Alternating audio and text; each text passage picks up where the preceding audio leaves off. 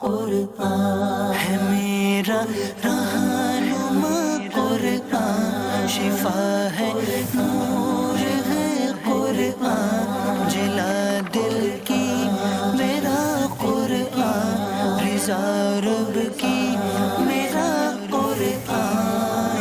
الحمد لله رب العالمين والصلاة والسلام على سيد المرسلين أما بعد فأعوذ بالله من الشيطان الرجيم بسم الله الرحمن الرحيم اللهم افتح علينا حكمتك وانشر علينا رحمتك يا ذا الجلال والإكرام صلى الله على النبي الأمي وآله صلى الله عليه وسلم صلاة وسلام عليك يا رسول الله۔ جیسا کہ آپ سب کو آلریڈی انٹروڈکٹری کلاس میں بتا دیا گیا ہے، جو اورینٹیشن پروگرام ہوا تھا اس میں بتا دیا گیا تھا کہ النہدہ اکیڈمی آف اسلامک سائنسز کی جانب سے تجوید القرآن کورس کے ایک نئے بیچ کا آغاز ہو رہا ہے، اور اس میں ہم اگین انشاءاللہ عز و جل قرآن کریم کو درست پڑھنے کی کوشش کریں گے انشاءاللہ، اور اس کے پڑھنے کے لیے ہمیں کون سی چیزیں ضروری مد نظر رکھنی ہے، کون سے پرنسپلز کو فالو کرنا ہے تاکہ ہم قرآن کریم کے اصلی برکات حاصل کرنے والے بن جائے۔ تو اس کورس کے بارے میں، اس کا میکانزم کیا ہوگا، اس کی میتھڈالوجی کیا ہوگا، وہ تو آپ کو پتہ چل چکا ہے۔ تو آج ہم نے انٹروڈکٹری کلاس یہ اس اعتبار سے رکھی ہے کہ علم تجوید کیا ہے، تجوید ضروری کیوں ہے، تو اس کو ہم انشاءاللہ عز و جل شروع کریں گے۔ تو شروع کرنے سے پہلے ایک دعا ہم انشاءاللہ روزانہ پڑھا کریں گے، علماء نے اس کو لکھا ہوا ہے کتابوں میں۔ جو بھی یہ دعا کوئی دینی سبق یا دینی کتاب یا کچھ مطالعہ کرنے سے پہلے پڑھے تو انشاءاللہ عز و جل اس کو یاد رہے گا۔ تو آپ بھی اپنی جگہ رپیٹ کیجئے۔ تو میں پڑھتا ہوں: اللہم افتح علینا حکمتک وانشر علینا رحمتک یا ذا الجلال والاکرام۔ تو سٹارٹ کرتے ہیں ہم۔ تو آج کے ٹاپک میں ہم کیا کیا چیزیں پڑھیں گے؟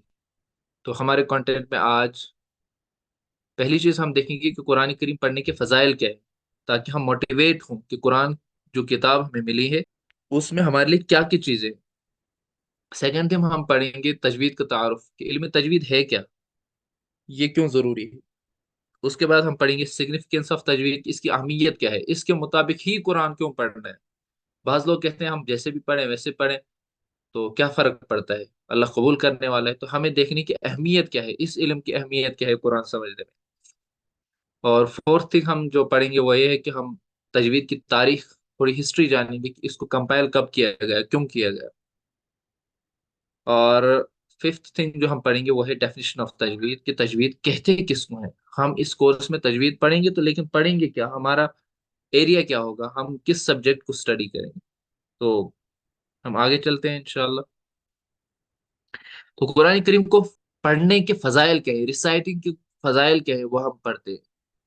نبی تاجدار شفیع روز شمار صلی اللہ علیہ وسلم کی ایک مشہور حدیث مبارکہ ہے۔ فرمایا تاجدار کائنات صلی اللہ علیہ وسلم نے: خیرکم من تعلم القرآن وعلمہ، تم میں سے بہترین شخص وہ ہے جو قرآن سیکھے اور دوسروں کو سکھائے۔ دیکھیے یہ ایک بظاہر ہمارے پاس مختصر جملہ ہے، لیکن اس میں اگر ہم دیکھیں کہ نبی اکرم صلی اللہ علیہ وسلم نے کتنی بڑی بات ہمارے لیے فرمائی ہے، کہ سب سے بہترین شخص اس کو قرار دیا ہے جو قرآن سیکھتا ہے اور دوسروں کو سکھاتا ہے۔ اس لیے اس کام کی اہمیت کو ہمیں سمجھنا ہے۔ تو صحابہ کرام اس کی اہمیت کو سمجھتے تھے۔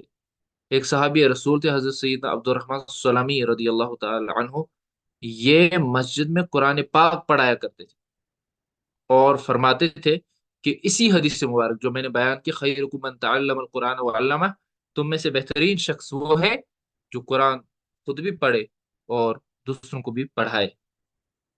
تو صحابہ جس طرح انسپریشن لیتے تھے نبی اکرم صلی اللہ علیہ وسلم کی باتوں سے، نبی اکرم صلی اللہ علیہ وسلم کے فرامین سے، تو ایک غلام مصطفیٰ کے لیے اتنی بات کافی ہونی چاہیے۔ تو پیارے آقا صلی اللہ علیہ وسلم نے جس کام کو بہترین فرمایا اور جس کام کے کرنے والے کو بہترین فرمایا، اور ایک عاشق رسول وہ کام نہ کرے، یہ تو ہو ہی نہیں سکتا، بلکہ عاشق رسول تو اس کے لیے اپنی جان لوٹانے کے لیے تیار ہونا چاہیے۔ تو اس لیے اس حدیث کو اگر ہم ذہن میں رکھیں گے، ہمارے اندر سستی نہیں آئے گی۔ ہم یہ کورس جوائن کرتے ہیں، بہت سارے بار ہم نے دیکھا ہوگا، ہم قرآن پڑھنے کے ارادے سے نکلے ہیں یا کہیں کورس جوائن کیا ہے، کہیں ارادہ کیا ہے، لیکن ہم پھر ڈیموٹیویٹ ہو جاتے ہیں یا کسی سستی کی وجہ سے، لیزینس کی وجہ سے ہم اس چیز کو چھوڑ دیتے. لیکن اگر ہمارے ذہن میں یہ حدیث مبارک صحیح سے رچ بس جائے تو انشاءاللہ عز و جل ہم کبھی قرآن کریم پڑھنے میں سستی نہیں کریں گے، نہ پڑھانے میں سستی کریں گے انشاءاللہ عز و جل.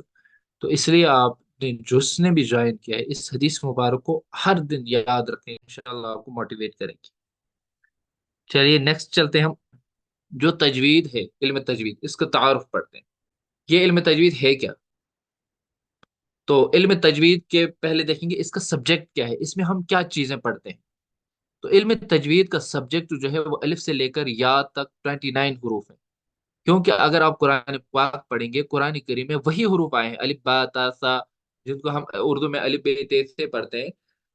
قرآن کریم میں عربک میں 29 لیٹرز ہیں، یا الف با تا سا.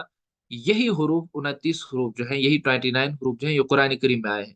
اگر ہم ان 29 حروف کو اچھے سے پڑھ لیتے ہیں اور ان کا صحیح حق ادا کرتے ہیں جو تجوید میں ہمیں پڑھنے چاہیے، تو ہمارا قرآن کریم پورا درست ہو جائے گا.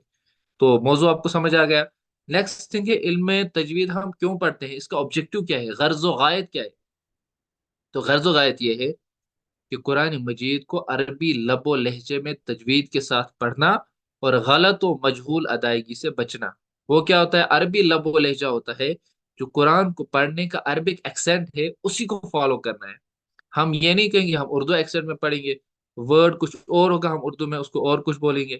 بعض بیوقوف لوگ قرآن کو، عربی کو اردو پہ قیاس کرتے ہیں، انالوجیکل ڈیڈکشن کے ذریعے اس کو ریلیٹ کرنے کی کوشش کرتے ہیں. کوئی ورڈ عربک کا ہوتا ہے، بولتے ہیں اردو میں ایسے بولا جاتا ہے اس لیے عربک میں بھی ایسے ہی. ایسی چیز نہیں ہوتی ہے. ہمیں ان باتوں کو یاد رکھنا ہے کہ قرآن کریم کو ہم عربک ایکسینٹ میں ہی پڑھیں گے، ان کے ڈائلیکٹ میں ہی پڑھیں گے، ان کے طریقے سے ہی پڑھیں گے. تجوید کا مقصد یہ ہے کہ ہم قرآن کریم کو عربی لب و لہجے میں پڑھیں. اور دوسری چیز، غلط اور مجہول ادائیگی سے بچنا ہے، غلط پڑھنے سے بچنا ہے. بہت ساری غلطیاں ہم کرتے ہیں، میں آگے کچھ ایگزامپلز دوں گا. ہم حرکات میں بھی غلطی کرتے ہیں، ہم پروننسیشن میں بھی غلطی کرتے ہیں، ہم اور چیزوں میں بھی غلطیاں کرتے ہیں. تو ان چیزوں سے ہمیں بچنا ہے. قرآن کریم کا ہمیں مقصد یاد رکھنا ہے پڑھنے کا، تجوید کا، کہ ہم قرآن کریم کو درست عربک ایکسنٹ کے مطابق پڑھیں گے، عربک لب و لہجے کے مطابق پڑھیں گے. یہ ہے تجوید کا مقصد. نیکسٹ تھنگ، علم تجوید کا حکم کیا ہے. بعض چیزیں فرض ہوتی ہیں، بعض واجب ہوتی ہیں، بعض سنت ہوتی ہیں، بعض مستحب ہوتی ہیں، بعض جو ہوتی ہیں جائز ہوتی ہیں. لیکن تجوید کیا ہے، تجوید کے بارے میں کیا رولنگ ہے. تجوید کے بارے میں یہ حکم شرعی ہے کہ تجوید کا علم حاصل کرنا فرض کفایہ ہے. ایز اے سائنس اس کو پڑھنا فرض کفایہ ہے. لیکن پھر ہم جب قرآن پڑھیں گے تو قرآن میں اس کو امپلیمنٹ کرنا فرض عین. اس کو ایسے سمجھیے، فار ایگزامپل ایک ہوتا ہے علم، دوسرا ہوتا ہے اس کی امپلیمنٹیشن. ایک ہوتا ہے مثال کسی نے انجینئرنگ پڑھی تو اس نے انجینئرنگ پڑھ لی، وہ ہو گیا، وہ تو ایک چیز ہو گئی. لیکن اس کے بعد انجینئرنگ کو اس کو پریکٹیکل لائف میں اپلائی کرنا ہے، برجز بنانے، اس کے ڈیزائنز دینے ہیں، اس کی بلڈنگز بنانی ہیں، بلڈنگز کے ڈیزائنز دینے ہیں، وہاں پہ امپلیمنٹیشن شروع ہوتا ہے. اگر بلڈنگز میں انجینئرنگ کو فالو نہیں کیا جائے گا تو بلڈنگ کولیپس ہو جائے گی. اگر کسی نے مثال کے طور پر انجینئرنگ کی ڈگری نہیں کی، وہ اس کی بلڈنگ پہ فرق نہیں پڑے گا. لیکن جب اگر کوئی بلڈنگ میں انجینئرنگ کے اصول کو، انجینئرنگ کے پرنسپلز کو فالو نہیں کرے گا تو اس کی بلڈنگ کیا ہو جائے گی؟ وہ کولیپس ہو جائے گی. ایسے ہی یہ مانی علم تجوید ایز اے سائنس اگر کسی نے پوری نہیں پڑھی، کیونکہ یہ ایک ڈیپ علم ہے، تو اگر ایک بھی پڑھے گا تو یہ فرض کفایہ ادا ہو جائے گا. فرض عین ہر ایک پہ نہیں ہے کہ پوری کی پوری علم تجوید پڑھے. لیکن جب وہ قرآن پاک پڑھے گا تو قرآن پاک پڑھتے ہوئے اس کو ان رولز کو وہاں پہ رولز کے مطابق وہاں پہ پڑھنا جو ہے وہ فرض عین. تو شارٹ میں ہمیں اگر قرآن پاک پڑھنا ہے، ہمارے لیے فرض عین ہے کہ ہم تجوید سیکھیں. کتنی تجوید سیکھنی فرض عین ہے، یہ میں نے ایک کوٹ یہاں پہ نقل کیا ہے، آپ دیکھ سکتے ہیں. فتاوی رضویہ میں اعلی حضرت امام اہل سنت امام رضا خان رحمۃ اللہ علیہ کا ایک کوٹ ہے کہ اتنی تجوید سیکھنا کہ ہر حرف دوسرے حرف سے صحیح ممتاز ہو. ممتاز کا مطلب ہوتا ہے ڈفرینشیٹ ہونا، یعنی الگ دکھنا.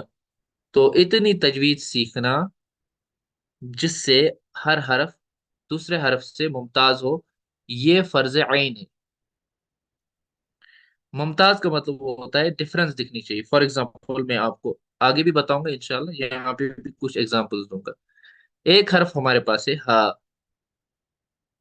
دوسرا حرف ہے ہمارے پاس ہا.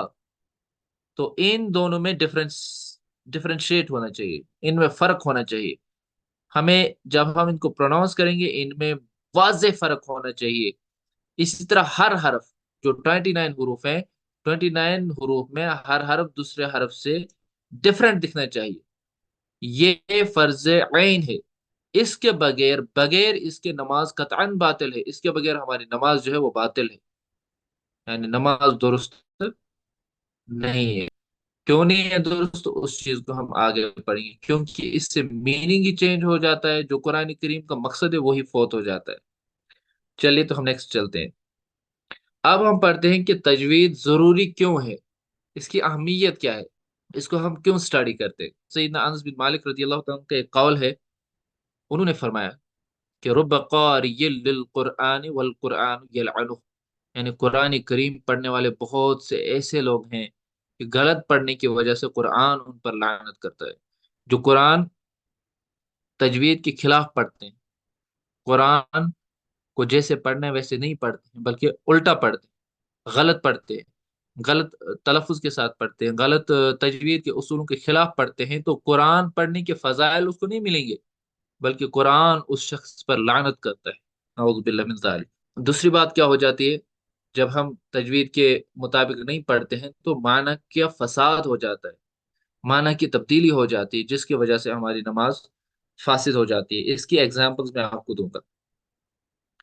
فار ایگزامپل ہمارے پاس ایک ورڈ ہے قل، قوف لام پیش قل، تو اس کا میننگ ہوتا ہے کہو، ٹھیک ہے۔ دوسرا ورڈ ہمارے پاس ہے کا، اس سے کاف سے کل، کاف لام پیش کل، جس کو ہم اردو میں کیف پڑھتے ہیں، تو یہ کاف لام پیش کل ہے۔ آپ دیکھیے عموماً کچھ لوگ جو ہے نا دونوں کو کل پڑھتے ہیں، کل، اگر قل کی جگہ کل کہا، اس کل کا مطلب ہوتا ہے کھاؤ۔ آپ دیکھیے کتنا میننگ ڈفرنٹ ہو جاتا ہے، اس کا مطلب ہوتا ہے کہو، اس کا مطلب ہوتا ہے کھاؤ۔ کہو اور کھاؤ میں کتنا فرق ہے۔ تو اگر ایسا ہی معنی ہمیں نماز میں تبدیل ہو گیا قرآن پڑھتے ہوئے، ہماری نماز ہی فاسد ہو جائے گی۔ فار ایگزامپل ہم پڑھتے ہیں سورہ اخلاص پڑھتے ہیں، ہم پڑھتے ہیں قل هو اللہ احد، کہو وہ اللہ ہے، وہ ایک ہے، تو وہ یہ قل ہے، یہ والا۔ اس کی جگہ اگر ہم نے قل هو اللہ احد پڑھا تو کہو کی جگہ کیا ہو جائے گا، کھاؤ، نعوذ باللہ من ذلک۔ تو اس کا ترجمہ بنے گا خواہ اللہ ہے کہ نعوذ باللہ من ذلک۔ تو اب دیکھیے معنی تبدیل ہو گیا۔ جب معنی تبدیل ہو جائے تو معنی کی تبدیلی کی صورت میں نماز فاسد ہو جائے گی، اس لیے تجوید کے ساتھ قرآن کو پڑھنا ضروری ہے۔ اسی طرح جو ہے نا نبی اکرم شفیع معظم صلی اللہ علیہ وسلم نے ایک حدیث مبارک میں فرمایا کہ اقرأ القرآن بلحون العرب واصواتها، قرآن کریم کو عرب کے لب و لہجے میں پڑھو، جیسے میں نے پہلے بھی آپ کو بتایا، اور ان کی آوازوں میں پڑھو، یعنی انہی کے ایکسنٹ میں پڑھنا ہے، اس کو ہمیں اپنے کشمیری، اردو یا اور کسی لینگویج میں نہیں پڑھنا ہے، عربک میں ہی پڑھنا ہے۔ تو عرب لوگ جو ہے نا، عرب کا ایکسنٹ جو ہوتا ہے وہ تجوید کے مطابق ہوتا ہے، علم تجوید کے مطابق ہوتا ہے، اس لیے تجوید کے ساتھ قرآن کریم کو پڑھنا ضروری ہے۔ تو نیکسٹ ہم پڑھیں گے اب تجوید ہوتی کیا ہے۔ یہاں تک تو آپ کو سمجھ آ گیا ہوگا کہ پہلے تجوید کی انٹروڈکشن میں ہم نے بتایا قرآن کریم کے فضائل کیا ہیں، پھر ہم نے آپ کو بتایا کہ تجوید کی اہمیت کیا ہے۔ اب تجوید کی تعریف پڑھ لیتے ہیں، تجوید کہتے کس کو ہیں، اس کی ڈیفینیشن کیا ہے۔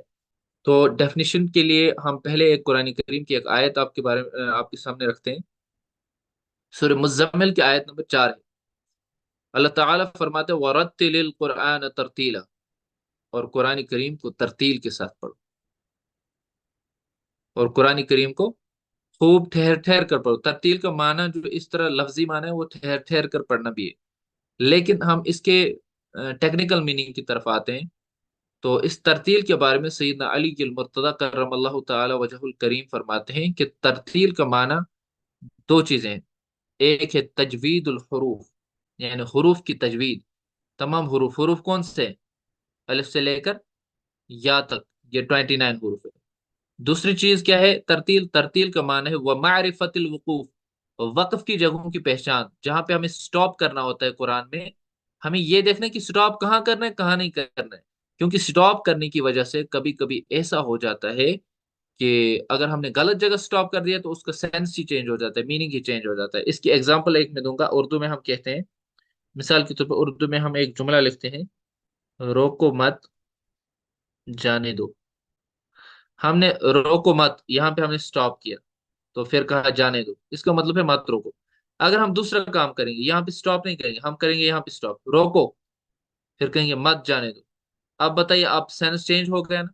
اسی طرح قرآن میں بھی ہے، جہاں پہ ہمیں سٹاپ نہیں کرنا ہے وہاں پہ اگر سٹاپ کر لیا تو اس صورت میں جو ہے نا اس کا سینس ہی چینج ہو جائے گا، اس کا میننگ ہی چینج ہو جائے گا.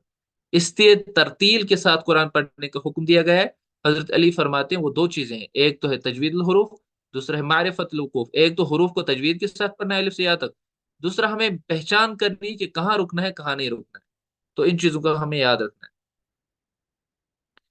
تو یہاں پہ کیا ہمیں نکلا، رزلٹ کیا نکلا؟ رزلٹ یہ نکلا کہ قرآن کریم کو ایک تجوید کے مطابق پڑھنا ہے، ایک وقوف کی پہچان کرنی ہے، جنہیں اسٹاپ کرنے کی جگہوں کو پہچاننا ہے، آئیڈینٹیفائی کرنا ہے، اور ادھر ہی رکنا ہے. اگر غلط جگہوں پہ رکیں گی تو وہاں پہ میننگ چینج ہو سکتا ہے. اب ہم دیکھتے ہیں تجوید کس کو کہتے ہیں. تجوید کی ڈیفینیشن یہ ہے کہ تجوید کہتے ہیں تمام حروف کو مخارج اور صفات کے ساتھ ادا کر. جو ہم نے 29 حروف پڑھے نا، یہ ان 29 حروف کو الف سے لے کر یا تک جو حروف ہیں ان کو مخارج اور صفات کے ساتھ پڑھنا، یہ ہے تجوید. یہ آپ یاد رکھیں گے. تمام حروف کو مخارج، جن کو ہم کہتے ہیں آرٹیکولیشن پوائنٹ، یہاں پہ آئے ہیں سوری، اور صفات، صفات ہوتے ہیں حروف کے کریکٹرسٹک. مخارج کس کو کہتے ہیں؟ مخرج میں آپ کو بتاتا ہوں. مخرج کہتے ہیں حروف کے نکلنے کی جگہوں کو. فار ایگزامپل، کوئی حرف جو ہے وہ حمزہ ہا ہے، وہ ادھر نکلے گا حلق کے نیچے والے حصے سے. عین ہا ہے وہ حلق کے درمیان سے نکلے گا. غین خا ہے وہ حلق کے اوپر والے حصے سے نکلے گا. اس طرح کوئی حرف زبان کے بیچ میں سے نکلے گا، کوئی دانتوں سے نکلے گا، کوئی لپ سے نکلے گا. تو وہ اس کے مخرج ہو گئے. تو تجوید میں ہم دو چیزیں پڑھتے ہیں، ایک تو مخارج پڑھتے ہیں، دوسری صفات پڑھتے ہیں.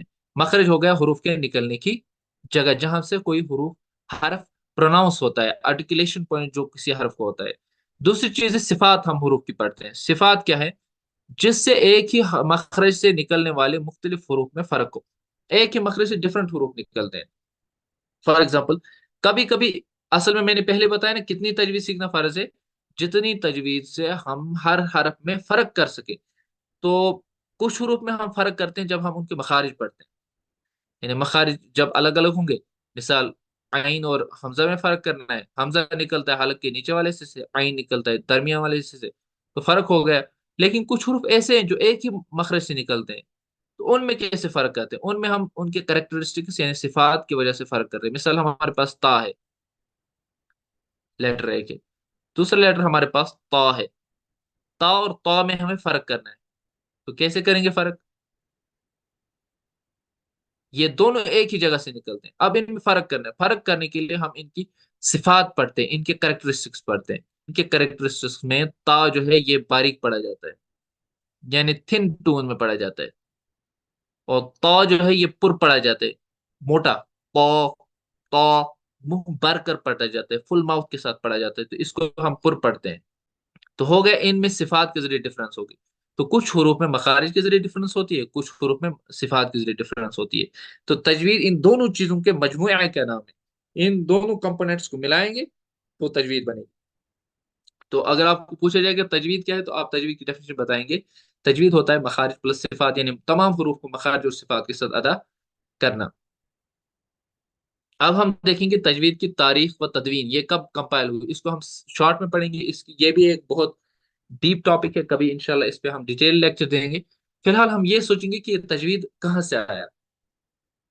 یہ مثال کے طور پر آج کے علماء نے نہیں بنایا، یہ نبی تاجدار شفیع روز شمار صلی اللہ علیہ وسلم پر جب قرآن کریم نازل ہوا تو وہ اللہ تعالی نے حضرت جبریل علیہ السلام کے ذریعے نبی اکرم صلی اللہ علیہ وسلم پر نازل فرمایا، وحی فرمائی.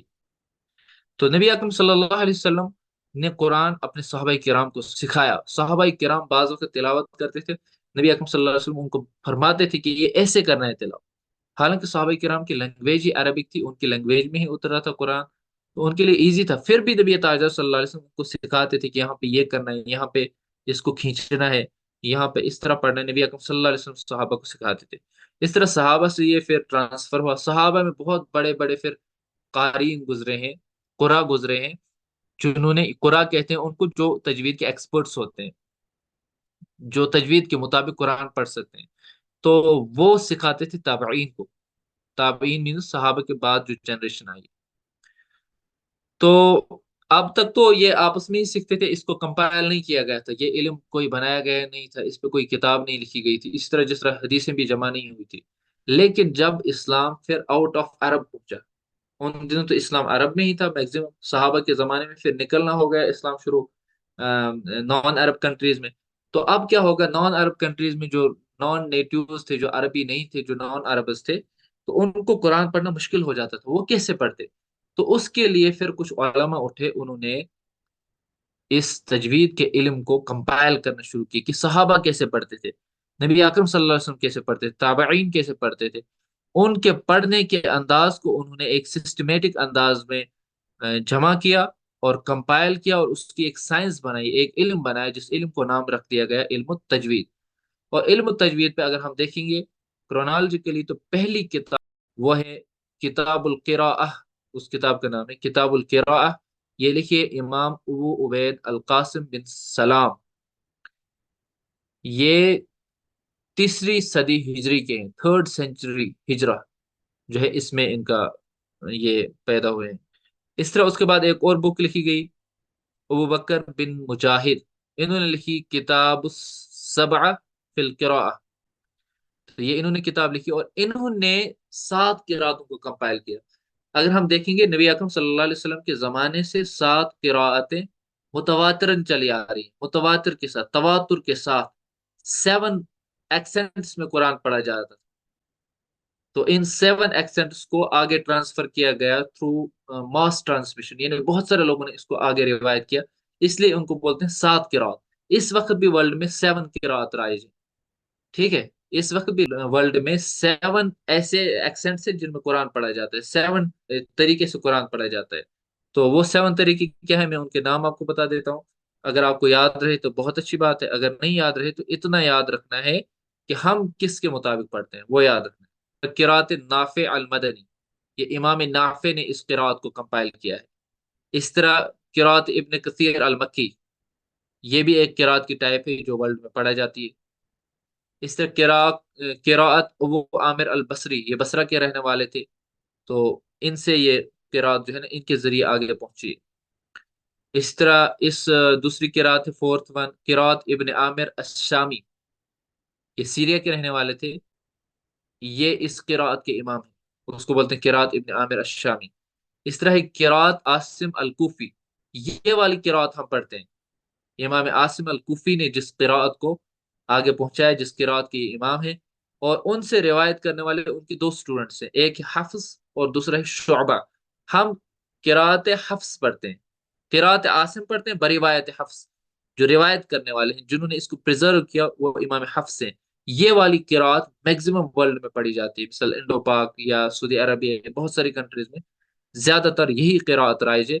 लेकिन आप दूसरी किरातें भी कभी सुनेंगे, आपने सुनी हुई मालिक यौमिद्दीन की जगह कुछ कारी पढ़ते हैं मलिक यौमिद्दीन, वो भी एक किरात। इस तरह वद्दुहा की जगह वद्दुहे आपने सुना होगा, तो वो भी एक किरात है। तो इन किरातों की वजह से, ये डिफरेंट किरात होने की वजह से मीनिंग चेंज नहीं होता है, इसलिए ये 7 किरात जायज है। तो ये फिफ्थ वन है। सिक्स्थ वन है किरात हमजा अल कूफी, ये कूफा के रहने वाले हैं, वो इस किरात के इमाम है। इस तरह सेवंथ वन है किरात अल किसाई, कूफा के रहने वाले ये इमाम किसाई थे, इनकी किरात को कहते हैं किरात अल कसाई। हम कौन सी पढ़ते हैं, हम फिफ्थ वन पढ़ते हैं, आपको ये याद रखना है। हम जो यहाँ पे रूल्स पढ़ेंगे वो इसी किरात के मुताबिक पढ़ेंगे, क्योंकि हम इन्हीं की किरात को फॉलो करते हैं। तो अगर ये 7 की 7 किरातों के हमें नाम याद हो जाए तो बहुत अच्छी बात है, अगर नहीं भी हो सकते हैं तो इंशाअल्लाह अज़्ज़वजल इतना याद रखना है कि हम किरात इमाम आसिम पढ़ते हैं और उसको बरिवायत हफ्स हम पढ़ते हैं। मैं फिर पहले से रिवाइज करने की कोशिश करूंगा फर्स्ट स्लाइड से इंशाल्लाह। तो पहले हमने बताया तजवीदुल कुरान कोर्स के इंट्रोडक्शन में हम कौन सी चीज़ें पढ़ेंगे। हमने वर्चूज ऑफ रीडिंग कुरान पढ़े, हमने इंट्रोडक्शन पढ़ी तजवीद की, हमने इसी तरह सिग्निफिकेंस पढ़ी, इसकी अहमियत क्या है। इसी तरह हमने तजवीद की हिस्ट्री पढ़ी कि ये कैसे कंपाइल हुई। सिमिलरली हमने डेफिनेशन ऑफ तजवीद पढ़ी। तो पहली बात हमने कहा खैरुकुम मन तअल्लमल कुरान व अल्लमह, तो में से बेहतरीन शख्स वो है जो कुरान सीखे और सिखाए। इस पर सहाबी का कौल भी हमने पढ़ा कि सहाबा किराम किस तरह इससे इंस्पायर होते थे। फिर मैंने आपके सामने तजवीद के कुछ तारुफ पेश किया, تجوید کا موضوع کیا ہے، اس کا سبجیکٹ ہے الف سے لے کر تمام حروف یا تک جو حروف ہیں 29 حروف، انہی کو ہم یہاں پہ پڑھتے ہیں کیونکہ قرآن کریم میں یہی 29 حروف آتے ہیں۔ پھر میں نے بولا اس کی غرض و غایت کیا ہے، تو وہ یہ ہے کہ اس کو ہم عربی لب و لہجے میں پڑھیں گے اور غلط ادائیگی سے ہم بچیں گے۔ پھر میں نے بولا حکم کیا ہے اس تجوید کا، تو تجوید کا علم حاصل کرنا فرض کفایہ ہے، اور قرآن پاک کو تجوید کے مطابق پڑھنا فرض عین ہے۔ فرض کفایہ اور فرض عین میں کیا فرق ہے، یہ ہم نے پہلے ہی فقہ کورس میں پڑھ لیا ہے۔ آپ چاہیں تو اس کو یوٹیوب چینل جو النہدہ اکیڈمی آف اسلامک سائنسز کی ہے، اس سے آپ اس کو انشاءاللہ پڑھ سکتے ہیں۔ پھر میں نے بولا کہ اعلیٰ حضرت نے اس کو تھوڑا اور واضح کیا، وہ فرماتے ہیں کتنی تجوید سیکھنا فرض عین ہے، تو میں نے کہا نا فرض کفایہ جو ہے نا، علم تجوید جو ہے ایک ڈیپ علم ہے، لیکن اس میں سے اتنا پارٹ سیکھنا فرض کفایہ ہے کہ جس سے ہماری نماز درست ہو سکے، جس سے ہر حرف دوسرے حرف سے ڈفرینشیٹ ہو سکے۔ اس کے بعد میں نے بولا تجوید کے مطابق قرآن کیوں ضروری پڑھنا ہے، تو اس پہ ہم نے صحابی کا ایک قول نقل کیا، سیدنا انس بن مالک رضی اللہ تعالی عنہ کا، جو فرماتے ہیں کہ بہت سے قرآن پڑھنے والے ایسے ہیں جن پر قرآن ہی لعنت کرتا ہے، قرآن پڑھتے ہیں لیکن اس کے باوجود قرآن لعنت کرتا ہے، تو اس وجہ سے کیونکہ وہ قرآن کو غلط پڑھتے ہیں۔ تو تجوید کی اہمیت یہ ہے کہ ہم قرآن کو ایسے پڑھیں کہ اس کے معنی میں تبدیلی نہ ہو اور ہماری نماز فاسد نہ ہو۔ معنی میں تبدیلی کی ایک ایگزامپل میں نے آپ کو دی، باقی ایگزامپل بھی میں انشاءاللہ آگے دیتا رہوں گا جب ہم آگے اس کو پڑھیں گے۔ پھر میں نے تیسری چیز بتائی کہ حدیث مبارک میں فرمایا گیا قرآن کو عربوں کے لہجے میں پڑھو اور ان کی آوازوں میں پڑھو، تو وہ کیسے پڑھتے ہیں، وہ تجوید کے مطابق ہی پڑھتے ہیں، اس لیے تجوید کے مطابق قرآن کو پڑھنا ضروری ہے۔ نیکسٹ تھنگ ہے وہ تجوید کی تعریف کیا ہے، تجوید کہتے کس کو ہیں، تو اس کے لیے میں نے پہلے قرآن کریم کی آیت سے استدلال کیا، یہاں سے میں نے انفر کیا، کیونکہ اس قرآن کی آیت میں بتایا گیا وَرَتِّلِ الْقُرْآنَ تَرْتِيلًا، قرآن کو ترتیل کے ساتھ پڑھو، ترتیل کے ساتھ قرآن پڑھنے کا حکم دیا گیا ہے۔ یہاں سے علماء نے ثابت کیا ہے کہ قرآن پڑھنا فرض ہے ترتیل کے مطابق۔ تو ترتیل کیا ہے، حضرت علی رضی اللہ تعالیٰ عنہ فرماتے ہیں کہ ترتیل دو چیزیں ہیں، ایک ہے تجوید الحروف، یعنی حروف کو تجوید کے مطابق پڑھنا، دوسرا ہے وہ معرفت الوقوف، کہاں پہ سٹاپ کرنا ہے کہاں نہیں کرنا ہے، ان کی آئیڈینٹیفیکیشن ہمیں ہونی چاہیے، ان کو پہچاننا آنا چاہیے ہمیں، تو تب ہم ترتیل کے مطابق پڑھیں گے، تب ہمارا قرآن درست ہوگا۔ پھر ہم نے دیکھا کہ تجوید کیا ہے، وقوف کی پہچان تو ہم انشاءاللہ آگے پڑھیں گے کہ کہاں رکنا ہے کہاں نہیں رکنا ہے، یہ دو چیزیں ہم انشاءاللہ آگے ڈسکس کریں گے۔ پہلے ہمیں سمجھنا ہے یہ تجوید، جو یہاں پہ تجوید لفظ لکھا ہے وہ کیا ہے، تجوید دو چیزوں کا مجموعہ ہے، ایک ہے مخارج، دوسری ہے صفات۔ مخارج کہتے ہیں حروف کے نکلنے کی جگہوں کو، کون سا حرف کہاں سے نکلتا ہے، صفات ہوتی ہیں ان کے کریکٹرسٹکس، کوئی حرف پر پڑھا جاتا ہے کوئی باریک پڑھا جاتا ہے، کسی کو سٹی کے ساتھ ہم پڑھتے ہیں، کسی کو ہم اور طریقے سے پڑھتے ہیں۔ تو ہم اس تجوید میں جو دو چیزیں مین پڑھیں گے وہ یہی پڑھیں گے، مخارج اور صفات، کیونکہ تجوید کا مین کمپوننٹ کیا ہے، مخارج اور صفات۔ یہاں پہ ہم مخارج اور صفات پڑھیں گے، اگر آپ کو مخارج اور صفات آ گئی، آپ کو پوری تجوید آ گئی، تو تجوید کا علم اتنا ٹف نہیں ہے جتنا ہم لوگوں نے سمجھا ہوا ہے۔ یہاں پہ تو انٹروڈکٹری کلاس تھی، آگے ہم انشاءاللہ دیکھیں گے وہ ایزی ہے، لیکن تھوڑی سی محنت کرنے کی ضرورت ہے۔ تو مخارج اور صفات پہ ہمیں تھوڑا فوکس کرنا ہے، ہم سب کچھ سیکھ لیتے ہیں تو ہم قرآن نہیں سیکھتے، تو مخارج اور صفات کو ہم انشاءاللہ جب پڑھیں گے تو انشاءاللہ عز و جل ہماری تجوید مکمل ہو جائے گی، وہی چیزیں ہم پڑھتے رہیں گے۔ پہلے ہم مخارج کو لیں گے کل سے انشاءاللہ، پھر آگے ہم صفات بھی پڑھتے رہیں گے، اور اس طرح ہم اپنا کورس کمپلیٹ کریں گے۔ تو پھر میں نے تجوید کی ہسٹری بتائی کہ نبی اکرم صلی اللہ علیہ وسلم تک اللہ تعالیٰ کے ذریعے قرآن ملا، قرآن کو پھر حضور صلی اللہ علیہ وسلم نے صحابہ کو سکھایا، صحابہ نے تابعین کو سکھایا، اس طرح یہ آگے چلتا رہا۔ پھر ضرورت پیدا ہوئی جب اسلام آؤٹ آف عرب پہنچ گیا، تو ادھر ضروری تھا کہ ان کو قرآن سکھایا جائے، ان کو قرآن کا کوئی علم دیا جائے، تو اس کے لیے قراء تھے، انہوں نے کتابیں لکھی۔ تو پہلی کتاب جو لکھی گئی وہ کتاب القراء ہے، جو امام ابو عبید القاسم بن سلام نے لکھی۔ ایک اور کتاب ہے جو لکھی ابو بکر ابن مجاہد نے، جس کا نام ہے کتاب السبع فی القراء، سیون ریسیٹیشنز، اور ان سیون ریسیٹیشنز کو پہلی بار کمپائل کرنے والی یہی امام ہے۔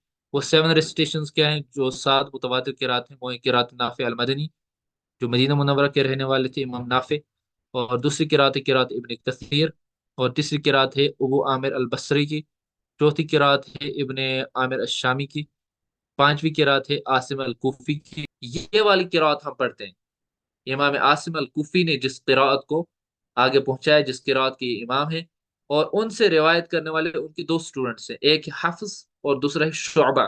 ہم قرات حفظ پڑھتے ہیں۔ سکس ون ہے قرات حمزہ الکوفی، یہ کوفہ کے رہنے والے ہیں، وہ اس قرات کے امام ہیں۔ اس طرح سیونتھ ون ہے قرات الکسائی، کوفہ کے رہنے والے یہ امام کسائی تھے، ان کی قرات کو کہتے ہیں قرات الکسائی۔ تو آج کے لیکچر میں ہم یہیں پہ اختتام کرتے ہیں. کوئی بھی کوشچن ہو، کوئی بھی کیوری ہو تو وہ آپ بتا سکتے ہیں. کچھ اور چیزیں آپ کے ساتھ شیئر کرنی ہیں وہ یہ. پہلی بات یہ ہے کہ یہ تجوید کا کورس، اس کو بہترین بنانے کے لیے ہم انڈیویجول اٹینشن دینا چاہتے ہیں، کیونکہ یہاں پہ ہم نے ایک آپ کو کنسپٹ سمجھایا، کنسپٹ کے بعد اس کو کچھ اور چیزیں آپ کے ساتھ شیئر کرنی ہیں وہ یہ. پہلی بات یہ ہے کہ یہ تجوید کا کورس، اس کو بہترین بنانے کے لیے ہم انڈیویجول اٹینشن دینا چاہتے ہیں، کیونکہ یہاں پہ ہم نے ایک آپ کو کنسپٹ سمجھایا، کنسپٹ کے بعد اس کو پریکٹس کرنے کی ضرورت ہے. تجوید از آل اباؤٹ پریکٹس. پریکٹس کے بغیر تجوید نہیں آتی. اس کو جتنا پریکٹس کریں گے، بلکہ ایک قاری صاحب بتاتے تھے کہ دو چیزیں ان کو جتنا آپ پریکٹس کرو گے اتنا سیکھو گے. ایک ہے کمپیوٹر، دوسرا ہے قرآن شریف. تو اگر کمپیوٹر آپ نہیں چلاؤ گے، تھیوری کتنا بھی پڑھو گے، آپ چلاؤ گے نہیں، آپ خود پریکٹیکلی نہیں کرو گے تو آپ نہیں سیکھ سکتے. Same is the case with تجوید. تو آپ تب تک نہیں یہ سیکھ سکتے جب تک آپ اس کو پریکٹس نہیں کریں. تو پریکٹس کرنے کے لیے جو جن جن اسٹوڈنٹ نے فی بھرا ہے ان کے لیے ہم نے یہ ایک اچھی اپرچونیٹی رکھی ہے. ان کو ہم انشاءاللہ انڈیویجول اٹینشن کے لیے ایک ٹیچر اسائن کریں گے. وہ ٹیچر ان کا سبق سنیں گے بھی، ان کو امپرومنٹ بھی کرنے کو کہیں گے، ان کی باقی چیزیں بھی، ان کی کیوریز کو بھی انشاءاللہ حل کریں گے. دوسری چیز ان کو ہم یہ دیں گے کہ ہر لیکچر کے بعد ہم ان کے ساتھ DPP، daily practice problem share کریں گے، جس میں جو چیزیں ہم نے آج ڈسکس کی ان کے کچھ کوشچنز بنائے ہیں، جس سے وہ کنسپٹ ان کو اچھی طریقے سے انشاءاللہ اسٹرانگ ہو جائے گا. پھر انشاءاللہ وہ نہیں بھولیں گے. PDF بھی انشاءاللہ ہم پیڈ گروپس میں ہی شیئر کریں گے، کیونکہ جو اس کے لیے پے کرتے ہیں وہی اس کے حقدار بھی ہیں. البتہ یہ کلاس جو ہے انشاءاللہ یہ ہم یوٹیوب پہ اپلوڈ کریں گے، اور آلریڈی بھی ایک کورس وہاں پہ ہے اپلوڈڈ، وہ بھی آپ دیکھ سکتے ہیں. باقی اس کا ڈیوریشن کیا ہے وہ آپ پہلا لیکچر آپ دیکھ لیجئے، وہاں پہ سب کچھ بیان کیا گیا ہے. سلیبس کیا ہے، ڈیوریشن کیا ہے، کیسے کلاسز ہوں گی. ٹائم ٹیبل بھی شیئر کر دیا گیا ہے. اس میں ہم نے رکھا ہے کہ 3 دن ہم کلاسز لیں گے، پھر اس میں اس کے بعد پریکٹس سیشنز بھی ہوں گے. اس کے ساتھ ساتھ فک کورس کی بھی کلاس ہوگی، اور سیرہ کورس کی بھی انشاءاللہ کلاس ہوگی. تو آپ سب کی اٹینڈنس بھی ہوگی انشاءاللہ عز و جل. تو at the end of the course attendance دیکھی جائے گی انشاءاللہ. ایگزام لیا جائے گا، ایگزام کے بعد انشاءاللہ آپ کو سرٹیفکیٹ دی جائے گی. تو اٹینڈنس کے بھی مارکس ہیں جو آپ کے سامنے سلیبس شیئر کیا گیا ہے. سلیبس میں لکھا گیا ہے کہ اٹینڈنس کو بھی کریڈٹس دیے گئے ہیں. تو اٹینڈنس اور DPP جو سالو کرے گا ان کو اس کے بھی انشاءاللہ مارکس ملیں گے. تو باقی اگر آپ کو کوئی کیوری ہو تو آپ بتا سکتے ہیں، نہیں تو ہم انشاءاللہ وائنڈ اپ کرتے ہیں. مجلس کے اختتام کی دعا پڑھتے ہیں. سبحانک اللہم وبحمدک، لا الہ الا انت، استغفرک واتوب الیک. السلام علیکم ورحمۃ اللہ وبرکاتہ.